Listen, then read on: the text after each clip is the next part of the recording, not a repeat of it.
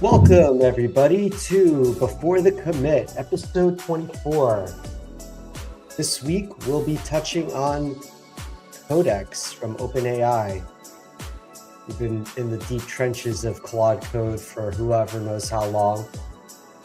And in news or noise, somebody tried to clone Gemini by prompting it 100,000 times. And another interesting attack from a nation-state actor where they tried to do something called knowledge distillation attack. Very similar to someone trying to clone it. Just keep prompting it over and over again. With me, as usual, I have my friend Dustin Hillgartner. Hey, Dustin, how's it going? Good. So, yeah. What's that? How are you? I'm tired. I don't know why. Just winter is ready for it to be over. Long weekend. Sluggish and slow, and yeah. Yeah, so before we get into Codex, I don't know if you saw this, but there was an article last week, 2 weeks ago. OpenAI is actually warning that the Codex 5.3 GPT model is so good that it could actually create a very powerful cyber attack. And it's warning, it's providing warnings about its usage. Is that like a sales tactic? It's that good, guys. It could take down an entire nation. Yeah. I mean, I think they're right. But it does come off as a sales tactic because, what was it, a couple of weeks ago, Claude code or Claude was used in a cyber attack that wasn't Claude or Anthropic's the one that came out with the research report that Claude was used in a cyber attack end to end or something like that. So when I read that article from OpenAI, it almost came off as like them saying, well, ours can too. Yeah. Come on, guys. Come on, attackers. Use our model for your cyber attack. We want to get in the game too. We want to be used for black hat shit also. So I thought that was a little bit funny. But yeah, they are right that these things can be used in that way. And, you know, when we get into Codex, I'll kind of take their side a little bit that it probably could be used in that way. Similar to they are code.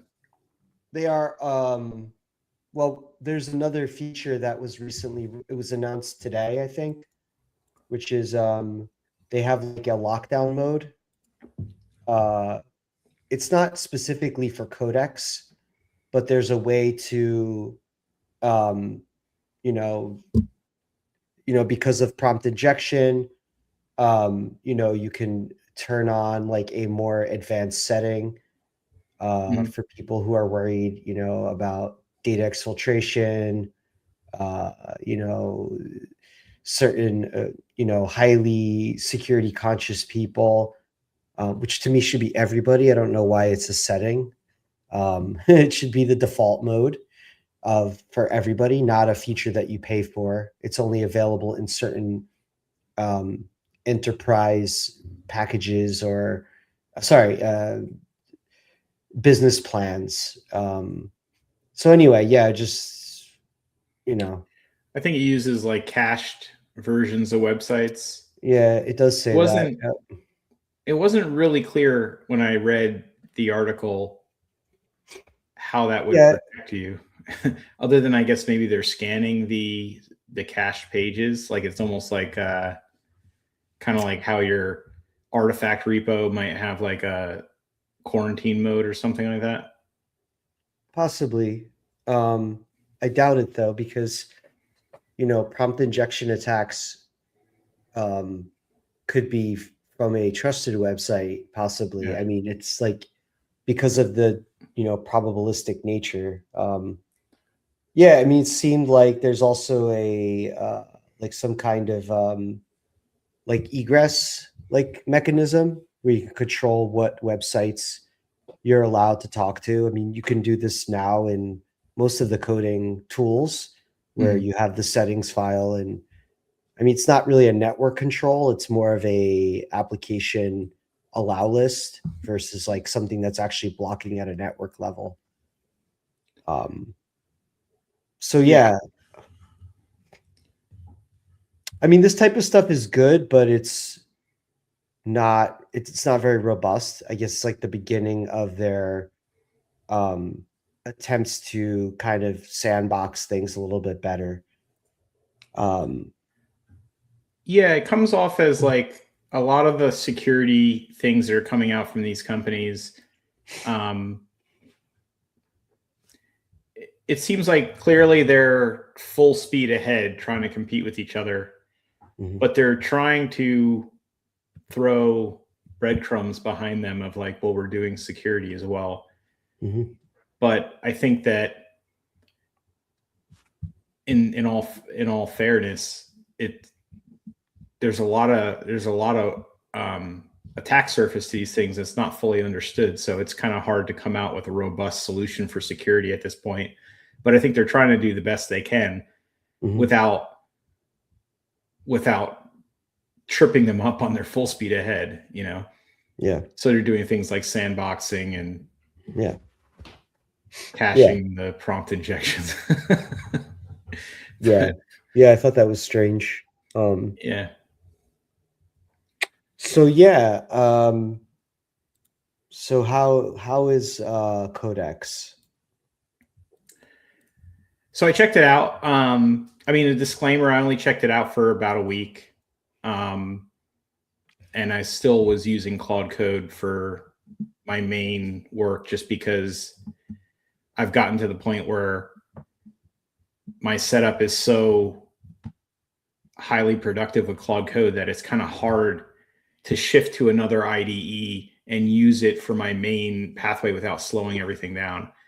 But I did use it on a couple of personal projects, and then I actually used it on a professional project over the last couple of days. And I'm pretty impressed. I guess the high level takeaway from all this is that things are definitely commoditizing even amongst the coding agents and certainly the models. I think it's 5.3, GPT 5.3 is what mine was running on. And I have to say, it feels like Opus level quality. So a few things. Codex, I was using the Mac OS app. There's also a CLI, and there's also a web app, and probably and also, you know, VS Code extension or something like that. I really have to check out the CLI and try to use it exactly like I do Claude Code, but I was using their Mac app because that's what they recommended. And honestly, I didn't quite realize it was going to be that complicated because there's actually differences in features between the two, between all the different ways. So really, I definitely need to spend more time with it to get the full experience. But the Mac OS app has some things that are pretty nice about it. First off, it solves a problem for me that I have with how I use Claude Code with a lot of work trees. I end up with like tons of VS Code windows open. And then also because they're workspaces, because I'm typically opening up multiple repos and having Claude Code in one session make changes across multiple repos with multiple work trees. I found that Codex has a nice UI for that, like where you would just have one nice column down the left-hand side that shows all your work trees and all your sessions. And they'll have little, you know, green alerts or something like that when you are needed in that work tree. So that's nice to have kind of one pane of glass to see across all your repos at once. I know you can do similar things with Claude Code on the web and possibly in the desktop app, but I can't use the web just because I don't want to put the code up in the cloud, and the desktop app, I'm not even sure if it does or not, but I don't use that for coding.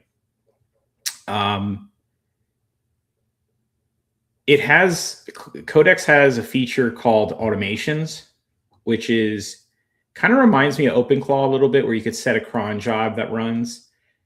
And so you could say, wake up every hour and like look at my past MRs and go find a bug. Or I even saw one that was pretty cool, which was wake up once a day and look inside of my home folder. You know how like in Claude Code, in your home folder, there's a .claude folder, and in there you can see like session logs, plans, and all kinds of other things that you've done. Well, there's a similar thing in a .codex folder in your home directory, and in there it has sessions. And one of the sample automations they had that you could build was actually really cool. It's that tell it to go look back in the last 24 hours of sessions and then make recommendations for skills you should create because of things you do often, or other things that solve tool calling problems. You could do the same thing with Claude Code. You just don't have an automation. In fact, I will do that now. So Codex gave me the idea, but that's pretty cool. And the idea of having something wake up and do work for you in a cron job type fashion is pretty cool. So that's something they have in Codex. They have skills. I didn't mess around with skills too much, but they look like they work just like Claude Code skills. They have a threaded UI, meaning, I guess hypothetically you could do the same thing with Claude Code if you opened up two terminals in the same window. Two terminals on the same path and then open them both in Claude. You'd have kind of like two sessions. And it's similar to that inside of Codex, except for it's much easier to create more than one session per code base. But because it's easier to do, they have to disclaim it more than I guess Claude does, to remind you that like if you make changes to the same file across two sessions, you're going to run into issues, which makes sense, which then also kind of really limits what you could use it for, which is probably why I've never used it in Claude either. I guess maybe you could ask it a question that required lots of study and then also be working on stuff. Like maybe you could plan out what you want to do on another work tree or something. But then again, why wouldn't you be in another work tree at that point? Right. So there's a pricing difference between the two. The first thing I thought, because I was signing up for Codex to go mess around with it because I don't have a ChatGPT account. I got rid of it some time ago. And I noticed that they have a price cliff that Claude doesn't have. Claude goes $20, then to $100, then to $200. As far as I can tell, Codex goes from $20 to $200. There's no in between. And by the way, they also let you use it for free. So right now, I think until a certain date, you can use Codex for free. Now, with that being said, Claude's API costs are like almost an order of magnitude, or like 10x or 20x what Codex's API. Like, to give you an idea of how much more expensive Claude is API wise, their Haiku model is more expensive than ChatGPT's Opus comparison model. Like the fast model for Claude that you would probably never use for coding or doing any sort of planning is more expensive than the most expensive coding model that OpenAI has. That's interesting. I wonder how they're going to I wonder if Claude or Anthropic drops their prices if they start losing customers that start to migrate over to Codex. Well, I think it's two different pricing strategies, right? Like, I agree with you. I think that the API costs on Anthropic's side will need to come down over time. I mean, obviously, I don't understand how much money they're burning through internally, so maybe I'm completely off. But Mm-hmm. I would say, as a consumer, in order to match what OpenAI and other models are going to do in terms of pricing, I would imagine that Claude would have to come down. And probably one of the reasons why its API costs are so expensive is because they're the first person that's really ever produced a model that can code very well. But now that others are catching up and also have the application layer vertically integrated and have a model that's as good as Opus, you'd think that they would have to lower their API costs to come in line. But in a way, they are possibly even still cheaper than OpenAI because they have this subscription where you get near unlimited usage for $200 or $100. So I think they're kind of in line pricing when you factor in the subscription from Anthropic. So it's hard to tell, but Claude Code has that weird thing where if you want to use it outside of like the Claude CLI running at your desk, or use it for bots, or use it in your pipelines or something like that, that it's at the very least harder, but probably also violates their terms of services to use the subscription. Mm-hmm. So I feel like, they should tear down that wall, or I'm not sure why they have it, honestly. It makes me think that there's something going on in terms of burn that we don't know about, right? Like, obviously they don't want to burn through money too fast. So I'm sure some of that is the decision-making process there, or maybe they think that there's an upsell to enterprises to go on the API. But so OpenAI has a cliff in their subscriptions where you go from like $20, which is cool, to $200, which might be sticker shock for some people. Claude has a cliff when you transition from subscription to APIs. API costs, where before you were spending hundreds and now you're spending thousands, Mm-hmm. for the same thing. So it's interesting how those two are. It'll be interesting to see if other players like Google or XAI start to get into this game with a vertically integrated app and coding model. Yeah, I would imagine that. I would imagine that the pricing would definitely have to come down.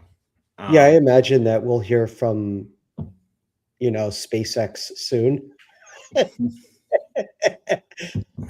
About their own CLI that they are using internally for developing their own and improving their own coding model. Because if they're told not, they can't use other models, and I'm sure they're developing something there. Yeah. Mm-hmm. So there's a plan mode in Codex. And I have to say, I think the plan mode is possibly better than Claude, but also, like, having used Claude Code for a while and having used Codex for a little bit, Codex feels a little bit new. Like, there's depth to Claude Code that comes with getting lots of tickets and lots of feedback for quite some time. Whereas Codex maybe hasn't got as much. There seems to be less, like, there's just less configuration. Like, I couldn't even find where, like, when I say approve and I say auto approve this type of command in the future, I'm not even sure where that goes. I need to study and figure out where that ends up. But it doesn't come in a dot folder at your project level. In fact, I didn't see it create anything at the project level, other than like the init thing. So maybe that's just me and and I'll notice that it actually does do that when maybe I'm missing something I needed to do. But I went through their recommended getting started steps and didn't even ask me to do an init. So there's a little bit of I don't want to say immaturity, but like it's just not as, they're a little bit behind in terms of feedback and putting stuff into it. But everything is really, really solid. Like everything that I saw that Claude Code can do in terms of opening terminal windows, and it was very slick. It doesn't tell you as much, right? Like the timeline that's scrolling by, it doesn't show you the diffs. If you're used to Claude, you're kind of used to seeing the trail go by and sometimes getting an inkling into what it's doing and what it's working on and what files it's modifying at the moment. Codex is faster. It modifies files way faster, but it also just doesn't tell you what it's doing. And its permission structure is a little bit weird. And I'm certain this is not what everyone's not happening for everybody. I hope, right? I'm certain it's just me. But like I said, I did the getting started. Like I didn't do anything non-custom. I did what a new user would come through and do. Sounds like your OpenClaw experience. Yeah. It does like every edit it makes, it does like Perl commands, like a long like cat type style Perl command where it's like like finding and replacing in files, and it asks you whether you don't want it to ask for this really long bespoke command. It's almost like it's so unique, it's like a hash, right? And it's asking you if you don't want to allow that again, if you want to allow it again. Yeah. And I just wish it would say, can I edit these files? And I could say, yeah, go at it, right? But instead it asks me every time, like, can I do this Perl replace? I'm like, yeah, dude, do the Perl replace. It's an odd way of doing replaces or templated changes, but sure, go at it. But when you do allow, it's making this like, 200 character long. Yeah, I see the example. Command, right? I put a screenshot in there. It's a little bit weird. And then look at what it asked me. Do you want to allow patching workspace dependencies specifiers to NPM compatible file references in core package? What? It's like I have to read it 3 times before I'm like, do I want to allow this? So it talks to you a little bit like a geek who's overly impressed with their vocabulary. And then sometimes talks over your head a little bit, even though I've been doing this for 25 years. I'm like, come on, can you just like speak to me like I'm not Albert Einstein or something? Here's that screenshot for those that are watching. Like, well, it reminds me of Claude in that it does ask you, but it feels like it's probably more locked down than Claude. And sometimes Claude will ask you something like this. I've never seen it use Perl. It usually is like, more, this is a regex. Like, well, when it asks you, it'll break it up into 2 things, right? It'll give you like this, it'll give you like the prefix of what it's going to auto allow in the future. And then it will show you the whole thing it's going to do. So to do something like, do you want to allow Perl -0 pi -e on this project? And then you could say, that's what I would expect. And I would say, yeah, go ahead, do it anytime you want.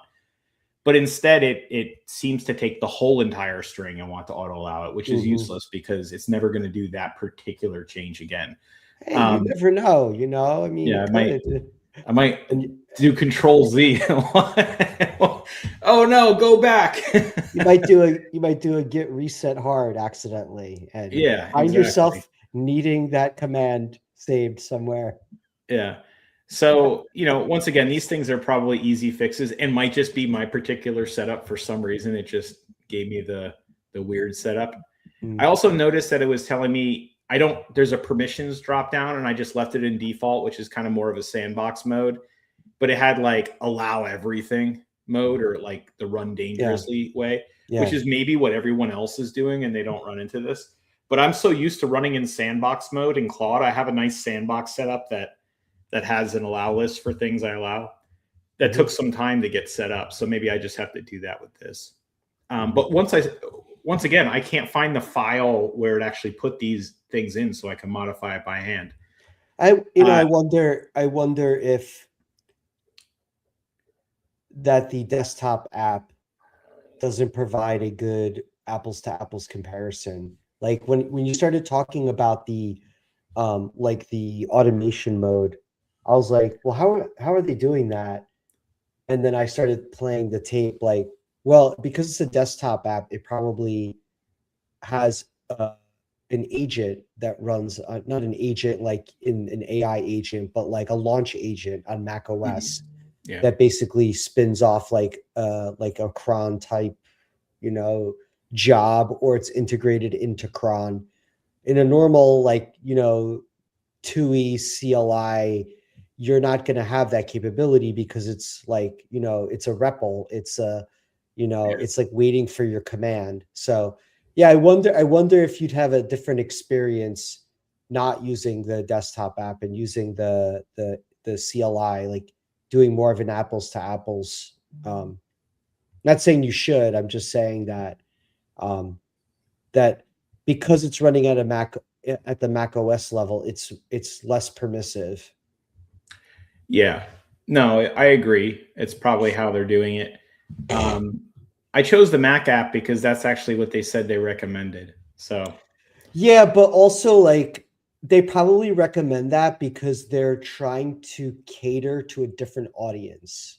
Yeah, exactly. Like the Claude Code app is probably they position themselves as like for the power user, like somebody that is comfortable with a terminal, and they're probably trying to scoop up like a section of people who maybe are not engineers that want to code, and they're catering to that audience, and the desktop app is why they recommend it.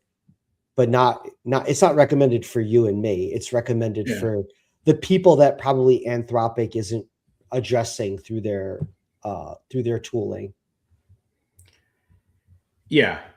On the spectrum of McDonald's kiosks to OpenClaw,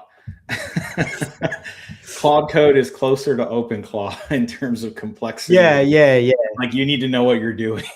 Yeah. So basically, and Codex is a little bit more. OpenAI is the McFlurry button. Yeah. And by the way, I'm not trying to say that this is like a no code, like silly thing. This is a very powerful, like this is legitimately a competitor to Claude Code. Like if there's someone out there saying they use Codex, they don't use Claude Code, then I believe they could be doing legitimate AI assisted work. I can definitely say that. It's capable of getting the job done. But it leads to my next point, which is, like I said, the plan mode, I think I don't know. It might be better. Well, what I've been finding is that like Opus 4.6 takes too long to plan now. Like I find myself a little frustrated with how long it takes. It's taking like sometimes 15 to 20 minutes to write a plan that is not that complicated. I don't know if they're like purposefully cannibalizing my token usage to run hot, but I find myself switching to fast mode in order to get better results. But it feels like it's regressed a little bit. I'm full HGTV bake mode where I'm like kicking off a plan and just minimizing and going to the next ticket and kicking off a plan. So I don't notice how slow it is anymore because you should look at the time. You should look at the timings of like of how long it took. 4.6 is definitely slower. I'll tell you that.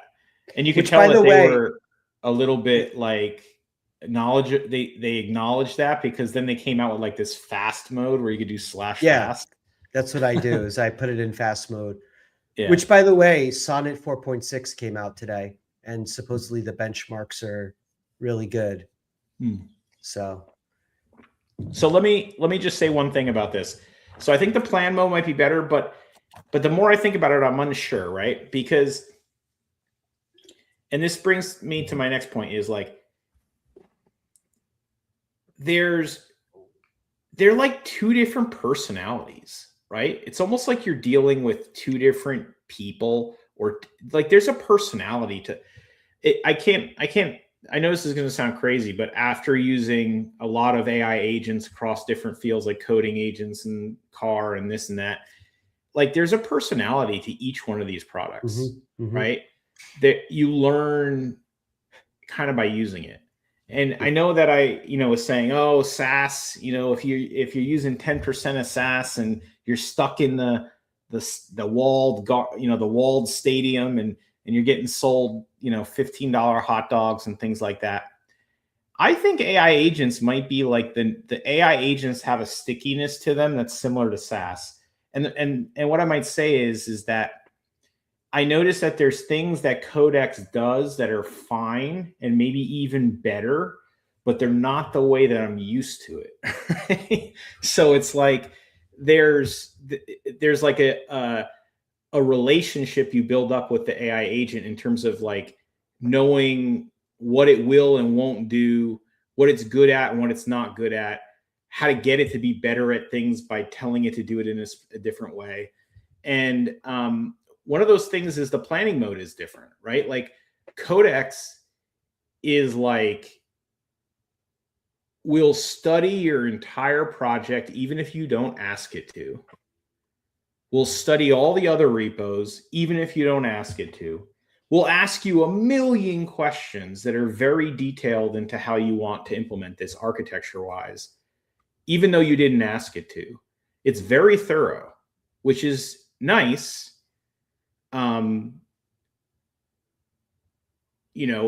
If that's what you want, which possibly you do, and I liked it. Claude is a little bit more of like, just wants the basic idea of what you're building. And instead of wanting to spell out every little minor detail of things, it'll kind of take artistic liberty at times with things. Which is nice too, because you get to think. Which is nice too. Yeah. And when you're first starting to use it, you might say it's taking artistic liberty. I don't like that. But when you get used to using it for a while, you kind of get a sense for where it will go and where it won't go. So you talk to it more in that way, where when you say, oh, let's build this feature, you'll say, but let's not do this yet. Whereas in Codex, people who are used to using Codex maybe don't ever gain that sort of way of speaking to it, because Codex always just asks them specifically what they want. Codex is like the nerd that nobody. I heard this on a podcast and I didn't know what it meant until I started using the latest code base. I think it was the guy from OpenClaw. He said, or it was on like Lex Friedman or something like that. Codex is like the nerd that's amazing at coding, but nobody wants to talk to. It's not very personal. It doesn't have as much of a personality. It doesn't talk to you. It doesn't show you what it's doing as much. It's very fast and gets the job done, as far as I can tell. Everything seems to work properly that came out of it.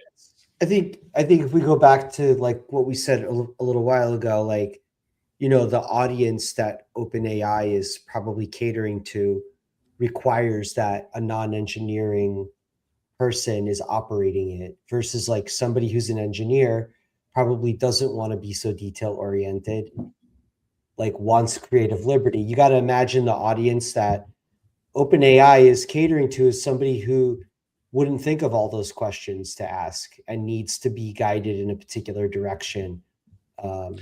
It almost seems like they flipped on that one, though, right? Like it almost seems like Claude should be asking more detailed questions because you're an engineer, whereas OpenAI's would be a little bit more artistic liberty, because a lot of the questions that Codex asked me, like I wasn't sure of the answer. I had to actually go and think about it for a while. And like that one you screenshotted, sometimes I didn't even understand what it was asking me, you know?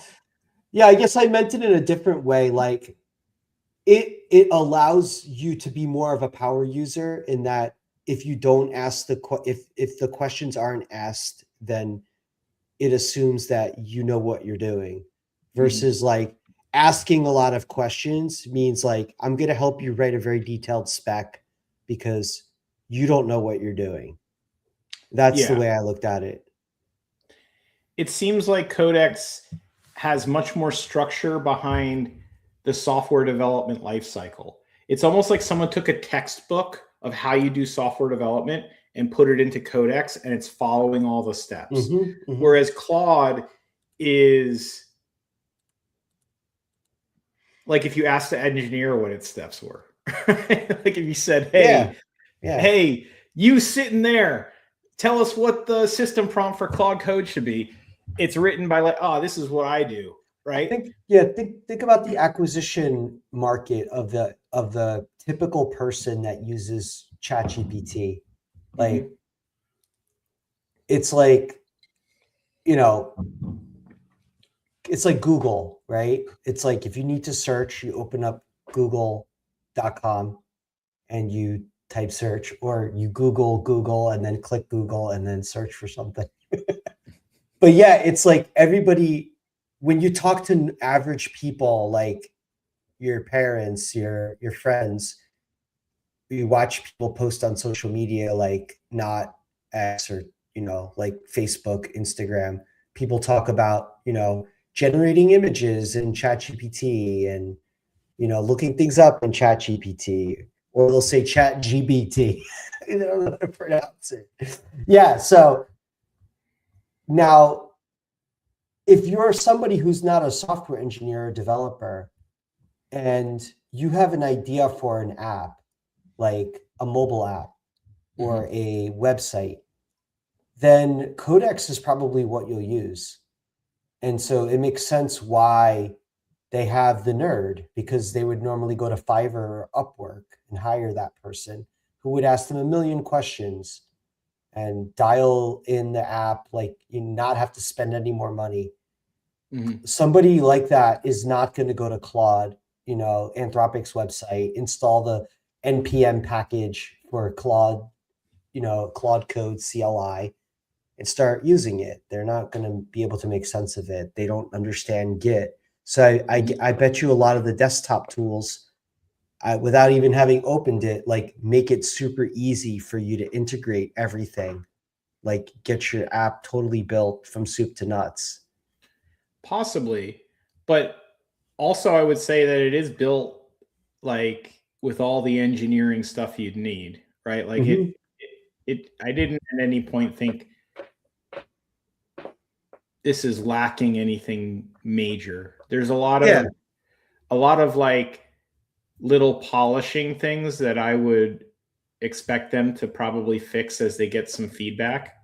But like the main things were there. And what it made me think was, if I couldn't use Claude Code, then I think Codex would probably fit that same.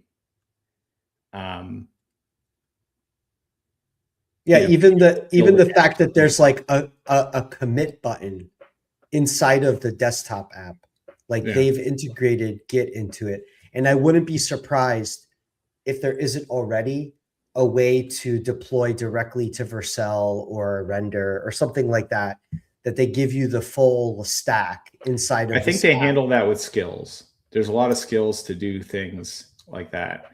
Gotcha. So I think they may handle that with skills. I'm not sure. I didn't really dig into their skill marketplace too much.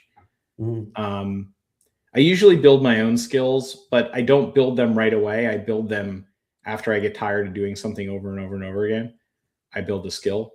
But yeah, I mean, overall, my impression is that it's really solid, and it makes complete sense that OpenAI and Anthropic are in this battle with each other, butting heads and trying to like the open claw thing that we'll talk about later, because they're definitely going to be competing with each other in this market. because they have tools that, yeah, maybe one's a little bit further ahead, but it's not like they have a moat.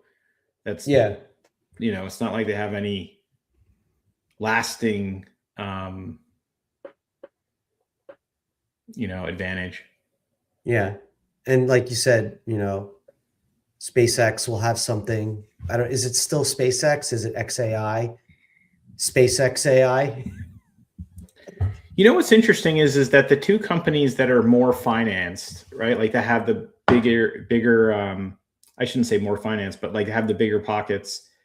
They seem to be behind on the coding side, almost like they're not paying as much attention. So they might be spending all their time expanding in places where maybe OpenAI and Anthropic can't, because they don't have the CapEx spend for it or something like that. I'm not sure. So it'll be interesting to see how Google and XAI either get into this market in a big way in the future, maybe soon, or whether maybe they have other plans and are skipping this one. I don't know. Well, no, I mean, Google has anti-gravity. I don't know if you've looked at it. They have their own I haven't, IDE. but I have to evaluate that and see. Yeah. So maybe we need to do that at some point. Mm-hmm. The interesting one is how quiet SpaceX has been on all of this, because Grok Code Fast came out like months ago, and there hasn't been any improvements to it that we can see, right? Maybe under the hood there's stuff going on, but they don't have their own tool, like you use it with other tools. So yeah, but I don't think all the leaders of these I don't think silence is assent. You know what I'm saying? Like, I think silence sometimes is a time to reposition yourself to do something big. All the companies are throwing like little hype bombs at each other, because you have Anthropic's CEO coming out and saying, software engineering is going to be over in 6 to 12 months. Even though, come on now, I fully believe it's over at some point, but it's not 6 to 12 months unless something incredible happens. And then Elon's coming out and saying recently that by the end of 2026, we'll just be generating binaries or something. Yeah. Which, maybe. I mean, I want to see what this model is they're working on behind the scenes that's just going to generate binaries. But you know what? Even if it generates binaries, you're not going to get rid of software engineering. It just, if anything, makes software engineering more important. At the end of the day, like, I don't care what coding language, for the most part, is being used, because like maybe it matters if you're writing software that you don't want to be reverse engineered. Like, you might use compiled code versus, interpreted code. But at the end of the day, like, doesn't matter to me. Like, it's the intended outcome that I care about. I'm sure a couple people will, you'll write an article based off of this discussion, and have a bunch of people jump on it and get lots of impressions. But yeah, like Grok Code Fast hasn't came out last August. So, I'm sure something's cooking and we'll hear something soon. I don't think that they're just going to sit on the sidelines. Like, clearly they know that there's value in coding, right? There's value in having a play in that for a variety of reasons. Yeah. And it's pretty much it. That's the lion's share of the investigation I did. I think it's a real deal player, and I was able to get good work done. And I imagine that if I spent as much time with it as I do Claude Code, then I would probably be every bit as productive as I am with Cloud Code. I don't think there's anything in there that I thought was missing. It wasn't enough to make you like now want to spend the time to switch over. It was cool. And that's what I was saying before, is there's a stickiness that comes with like how much built up rapport you have. Mm-hmm. So it would kind of be like how if you only had one spot on your company for a coworker, how much better would someone have to be before you'd fire the one you have and, lay off the one you have and hire somebody else? They couldn't just be a little bit better, right? Yeah. Because you've worked with this person for a year or longer. So, it's a horrible example because you probably aren't going to lay somebody off that. Well, I'll give a different example. Like I was a Windows user for forever, and yeah, like I would look at people that use Macs, and I would just be like, "Oh, it's it's a toy," and like blah blah blah, whatever things I said. Serious developers don't use Windows, blah blah blah. And but back then I was doing a lot of Windows development, C# and VB script, VB code or whatever it is. Yeah. So, but then Windows like 8 came out, and like I could not stop the blue screen of death from happening. Just like constantly like ruining my like experience, my day, like every day. And then you go into that mode where like you would reformat your hard drive and like reinstall Windows and reinstall all your apps. And you do that a few times, like you would just be like, all right, you just accepted that as part of your reality. Mm-hmm. And finally I got so frustrated. I went to our boss at the time, Alex Yampolsky, and I said, yeah, I want a Mac. And that was 2013, 2012. And I've not since looked back. I've not ever once had to like reformat my hard drive. I've never had to like redo my system. I've never gotten a blue screen of death. Every once in a while, like very, very rarely, my system might lock up. It's like maybe once a year or something like that will happen. I'll have to do a cold reboot. But yeah, that was a long story. That was a long story to make my point about switching, right? I think the iPhone killed Windows development as being the most prevalent, because early on in my career, maybe as much as a third or maybe half, I'm not sure, but a long period of time of my career early on, it was all Windows development. Everything was Windows development. You hardly saw anybody with a Mac. And then the iPhone came out with the App Store, and the only way you could make iPhone apps was with a Mac. You couldn't do Windows development at all on it, but you could do anything on Windows and a Mac. So all the engineers kind of transitioned over to a Mac so that they could develop on any of the platforms. So it was a pretty smart thing at the time to lock down Xcode only to Mac and iPhone development, because I think that in many ways killed, like, everyone used to have a ThinkPad back then. Everyone had the, compact ThinkPad or HP ThinkPad or whatever it was. And then Lenovo bought it. And, the ThinkPad was like the developer machine.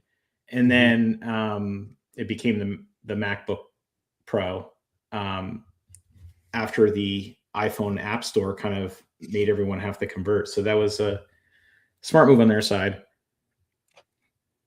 Yeah, so that was a long way to get to where I wanted to go with the stickiness of what might make somebody, you might fire somebody, I might just switch a laptop. And I still like the analogy with the person better, even though it's brutal. But it would take a lot to change a coworker. Like they would have to be so much worse, if you only got someone who is 10% better, you wouldn't go through the struggle of getting rid of somebody that you've come to have a relationship over time.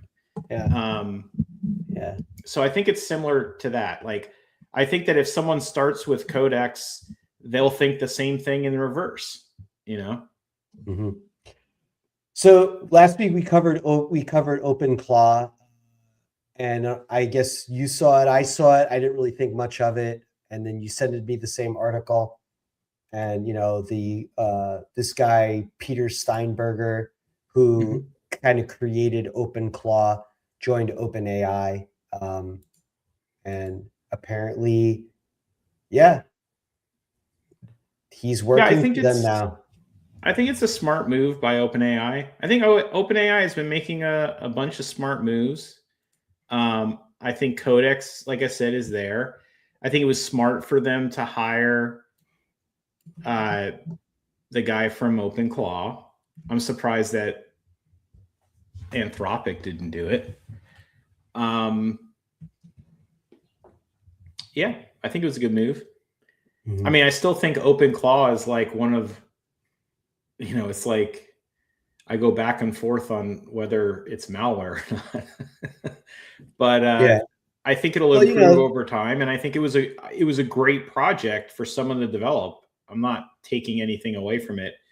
Yeah. I just don't think it's great for everyone to be installing it all over the place when they don't know what they're doing. You know what I found with OpenClaw is, like, I think the architecture, like, there's certain things about the architecture that's right, but one of the challenges with this, like, concept of chatting with the bot is that it doesn't lend itself to the way that most people might work. Like, you have these threads of consciousness. So, like, I actually wrote my own version of it, like, that basically does what I had before, which is it uses I think the future of agents is more of the mission control like function, where you have a dashboard and you use like you let agents check into the dashboard for like what they're supposed to be working on. And like chat might have a place on, like, oh, tell me the status of something, but delegating, like, it doesn't really work well unless you could spin off multiple chats with an agent, or you have different chat rooms. It doesn't really lend itself. So there's certain things about OpenClaw that, I think there's a lot of hype. Like, I saw somebody post this thing, like, it was just totally like, I installed OpenClaw and like it now, like, does like my taxes, and like it regulates my HVAC system, and I set up like a full SaaS environment that's already ready to be used, and it's FedRAMP compliant in like in 3 days. And it's like, there's a lot, people are riding the hype wagon, and like it's cool, but it's not that amazing. Like, it's not that special.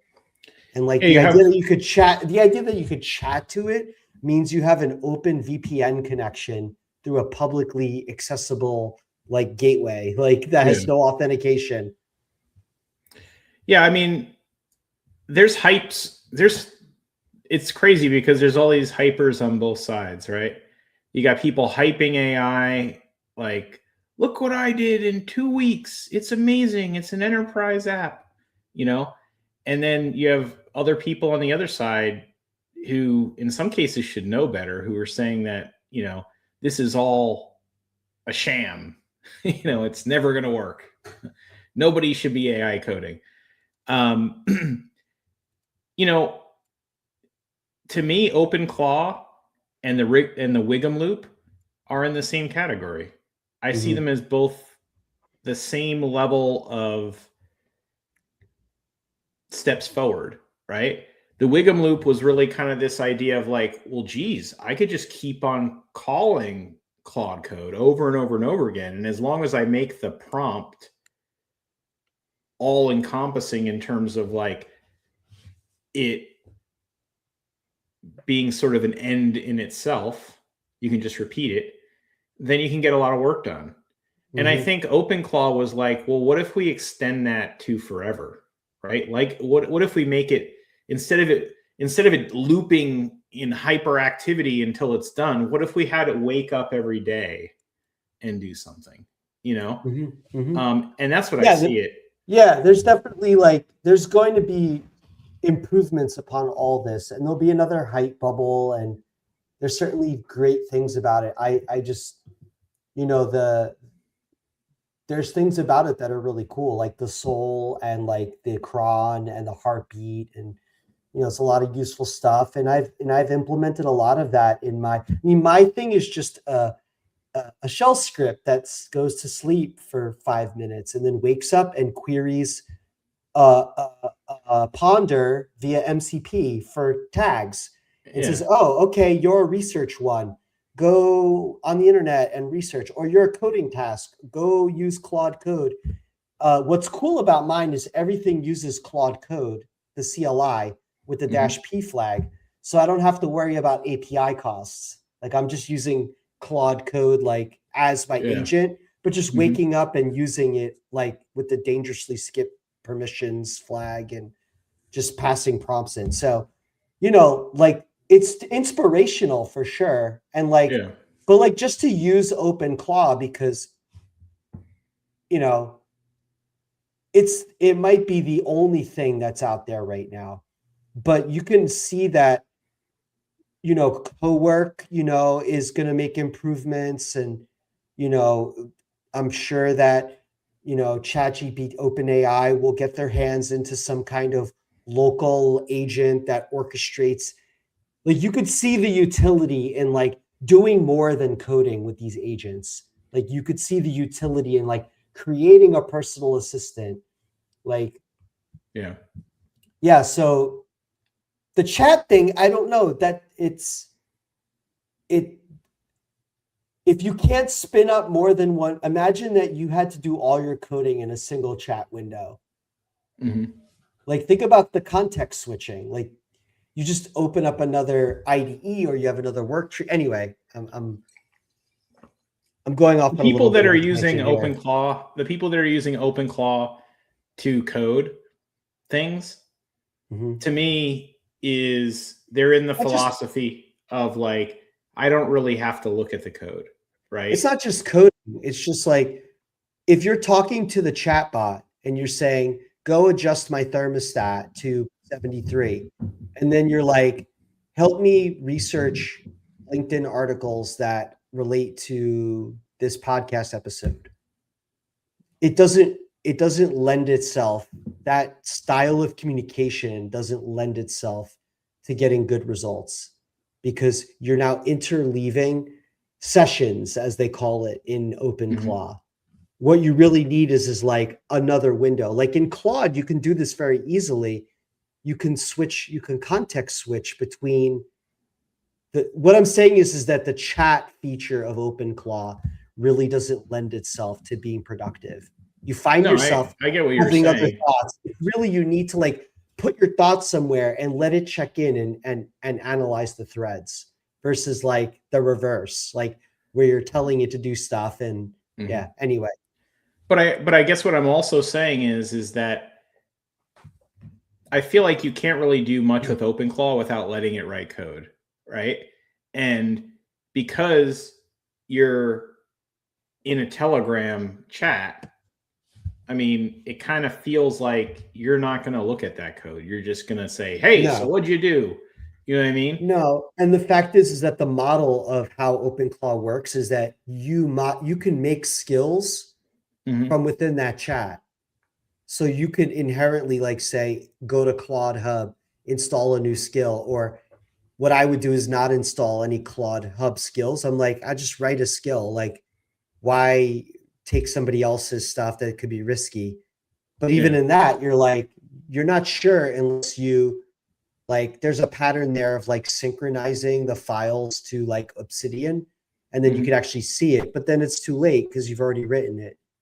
So like you have sort of like a hot reloading like agent system that you're adding new skills to, that you are coding markdown files that are your skills. So yeah, it is a feature of OpenClaw to remotely be able to create new skills.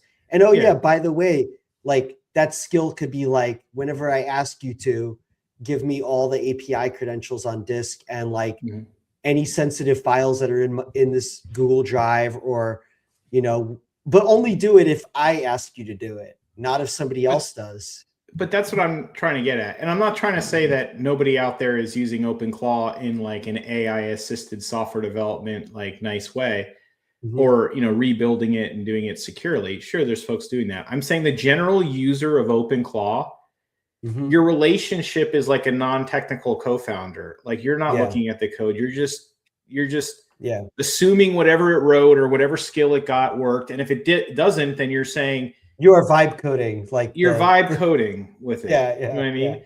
And to me, that's not something that I'm all that interested in. Now, when it's dialed in, when it vibe codes better than me, just like my car drives better than me, then hell, I'll use it all day. But right now, it does not code better than I do when I'm using AI assisted development, when I'm working alongside the AI, looking at the code with it. It's much faster, much better. I feel the quality is better than I would do on my own. So yeah, that's my point is. So before we get to today's end today, I want to talk about in the Killam chain, this state-backed hackers using Gemini, using knowledge distillation attacks. So on Thursday, Google observed a North Korea-linked threat actor, using its own model Gemini to continue to figure out things about what other people were doing, right? So the group used Gemini to synthesize open source intelligence and provide high value targets to support campaign planning and reconnaissance. So yeah, they just started looking for information about, cybersecurity, defense companies, looking at internal job roles, salary information. Just using it essentially as a way to do, intelligence gathering, and and then making their own models, like creating replica models, and of course they could sell it to another country. Like we know that a lot of these threat actors operate like businesses. They have corporate hierarchies. Selling the data to other threat actors, such as China or Iran. Now, this is like just data mining mostly, or are there other methods that they're using, like maybe calling people? No, it's just data mining. Distilling data down from data that has just the power of Gemini being able to just create it. I guess they noted the patterns that they were using to find information about. They were targeting certain groups, certain people. Yeah. So it's like kind of targeted data mining from nation states for things that are valuable for intelligence gathering, spycraft, etc. Because I've always wondered, like, what's the difference between regular data mining and what they would call open source intelligence gathering? Right? I guess it's really the intent, huh? I mean, I think they're the same thing. I think when we say open source intelligence, it just means like the same thing. It means, there's information that you can, like, oftentimes, like, this information is like in silos. Like you might have information about like an IP address, right? Like what's on that system.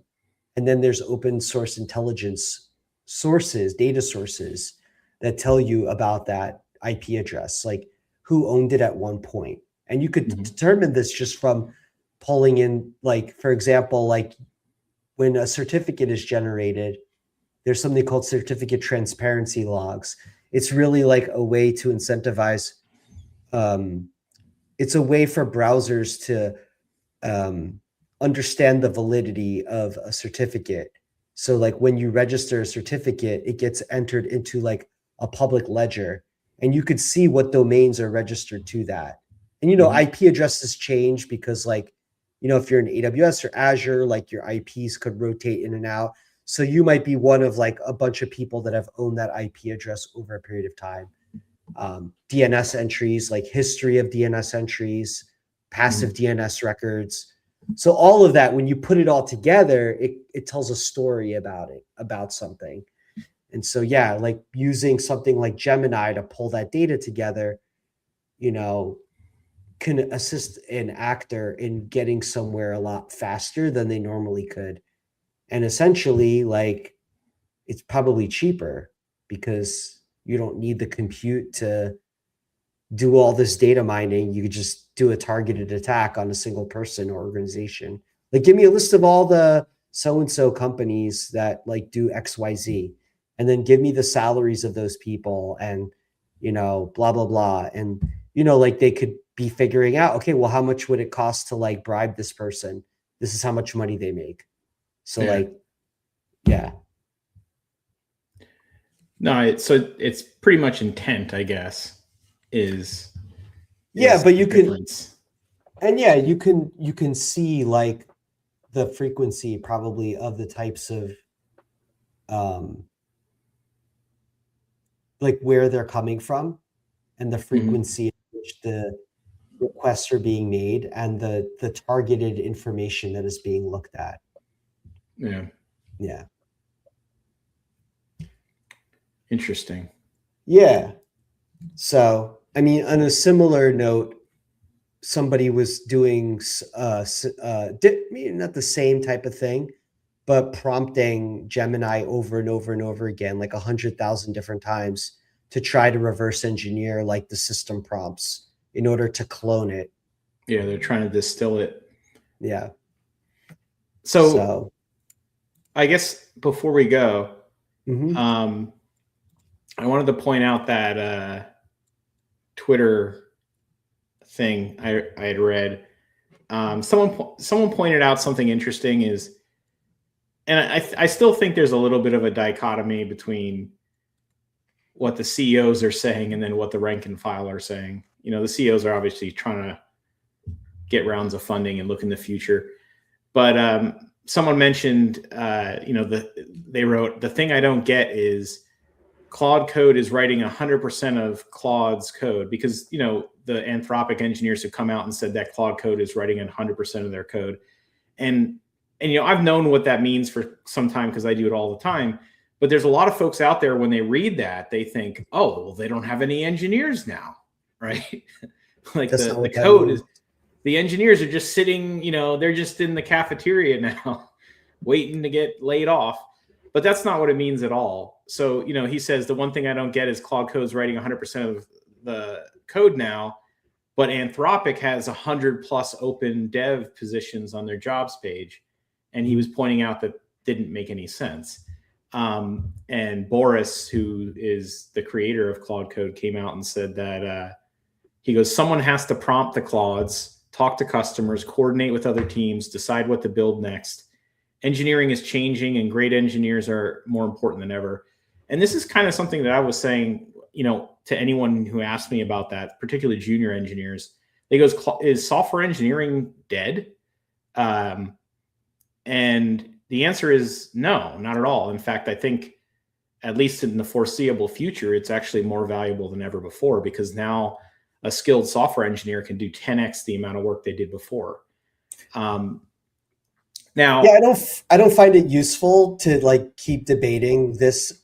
I think that there's a right now, and then there's a tomorrow, and then there's a day after, and over time there's going to be a change, like, and what it is, and who it impacts first is all speculation. Like, I mean, you hear somebody saying, 6 to 12 months, like software engineering is going to be dead as a job, and and then the goalpost gets pushed back, and what does that mean? Does it mean that for Anthropic? Does it mean that for all companies? Like, and does it mean like a certain type of software engineer? Well, one thing I've realized from browsing LinkedIn for a while and seeing a lot of the cope is that there's a lot of people out there with the title of software engineer who aren't software engineers. they're Yeah. coders or programmers. Yes. And they are really upset and deathly afraid that someone is going to take their identity away from them. And I would say that I think coding is dead. It is going to die very soon. And I think software engineer will live for a long time, at least the foreseeable future, which every day is less. Well, the fact is that the market has created a situation prior to AI coding that allowed people who are not software engineers to have a job. And unless those people learn to use the AI coding tools, they're going to face a rough road. And those people that actually know how to use the tools, know how to orchestrate them, they're the ones that are going to come out on top. But yeah, until coding becomes fully autonomous, which that's not what is being talked about right now, then you still need software engineers. Like, that's not going away. I don't know. Maybe there will be organic coding or haute couture coding or. Okay. All right. So next week, I don't know what we're covering, but maybe it'll be anti-gravity. Maybe it'll be SLMs. We'll find out next week. Thanks everybody for joining.